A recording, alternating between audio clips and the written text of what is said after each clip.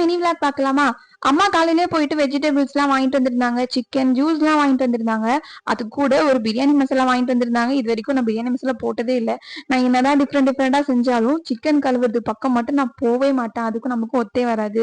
நம்ம என்னதான் பார்த்து கிராசரிஸ் போடுறதுக்கு பவுடர்ஸ் போடுறதுக்குலாம் பாக்ஸ் வாங்கி வச்சாலும் கிச்சன்ல நம்ம வீட்டுல கண்டிப்பா இந்த ஒரு பாக்ஸ் இருக்கும். இருக்கிற பவுடர்ஸ் எல்லாம் போட்டுட்டு சில்லி பவுடர் அது இதுன்னு சொல்லி எல்லாமே ஒரு பேன் மாதிரி போட்டுட்டு எடுத்து தனியா வச்சிருவோம். அந்த மாதிரி எங்க வீட்டுல ஒரு பாக்ஸ் இருக்கு. நம்ம செய்யறது 4 பேருக்கு தான். அந்த 4 பேரை தவிர எக்ஸ்ட்ரா யாராவது வந்துட்டாங்கன்னா அது அப்படியே சொதப்பிடுது. அந்த 4 பேரோட அளவு மட்டும்தான் நமக்கு அப்படியே தெரியுது. இப்பெல்லாம் ரீசென்ட்ல நான் நிறைய பிரியாணி செய்யறேன். அதுவும் இந்த அரைச்சி போடுற மசாலா பிரியாணி ரொம்பவே பிடிச்சிருக்கு. பிரியாணி நீங்க எழுதி வச்சாலே நான் சாப்பிடுவேன். அந்த மாதிரி ஒரு பிரியாணி லவர் தான் நான்.